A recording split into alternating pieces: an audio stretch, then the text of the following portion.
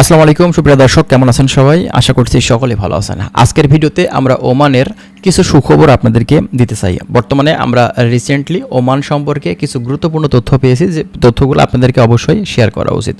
বাংলাদেশ থেকে দীর্ঘদিন ধরে আপনারা কিন্তু চেষ্টা করছেন ওমানে যাওয়ার জন্য। এই ওমান দেশটির ভিসার জন্য হাজার হাজার বাংলাদেশি কিন্তু দেখা যাচ্ছে যে বিভিন্ন এজেন্সির কাছে ফাইল দিয়ে এখন ফেলিয়ে রাখছে, কিন্তু যেতে পারছে না। তবে অবশেষে আপনাদের জন্য কিছু সুখবর কিন্তু এসেছে। হ্যাঁ, বর্তমানে আমরা রিসেন্ট যে আপডেট পেয়েছি, সালতানাতুল ওমান থেকে মূলত বাংলাদেশিদের জন্য অনলি এগ্রিকালচার সেক্টরে কিছু সাময়িকভাবে ভিসা কিন্তু তাদের জন্য দেওয়া হবে, এবং সেটা কিন্তু খুব শীঘ্রই এ মাসের ভিতরে আমরা কিন্তু দেখতে পারবো। এটা সাময়িকভাবে খোলা হচ্ছে, তবে আপনার সকল ক্যাটাগরির ভিসার জন্য কিন্তু না। তবে এটা আপনার হচ্ছে শুধুমাত্র কৃষি ক্ষেত্রেই ভিসাগুলা দেওয়া হবে, এটা কিন্তু আমরা রিসেন্টলি জানতে পারছি। ঠিক আছে, আর এটা সরাসরি আপনার ওমান থেকেই আমরা জানতে পারছি।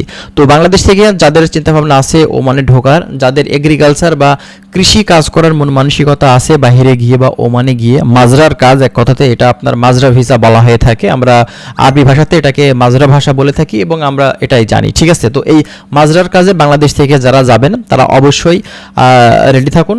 খুব শীঘ্রই কিন্তু এই কৃষি কাজ বা কৃষি সেক্টরে আপনারা বাংলাদেশ থেকে ওমানে কিন্তু নতুন করে ঢুকতে পারছেন, এবং ধাপে ধাপে অন্যান্য যে ক্যাটাগরি ভিসাগুলো আছে সেগুলো কিন্তু খুলবে।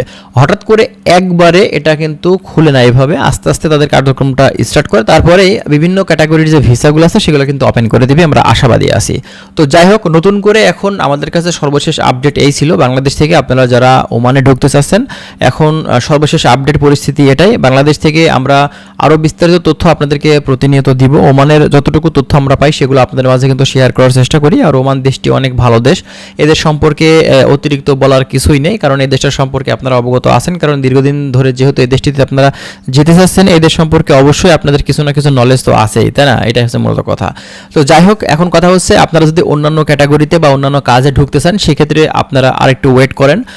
কৃষিক্ষেত্রে যদি ভিসার কার্যক্রমটা স্টার্ট হয়ে যায়, এক্ষেত্রে দেখবেন যে বাদবাকি যে প্রসেস বর্তমানে কিন্তু এখন খুব শীঘ্রই কিন্তু হবে। হ্যাঁ, আর এর যেহেতু বাংলাদেশ থেকে বাংলাদেশ গভর্নমেন্ট এই ব্যাপারটা নিয়ে মূলত আসলে চেষ্টা চালাচ্ছেন, এক্ষেত্রে বুঝতেই পারছেন ভিসা না খুলে কিন্তু কখনোই পারে না, অবশ্যই কিন্তু ভিসা খুলবে।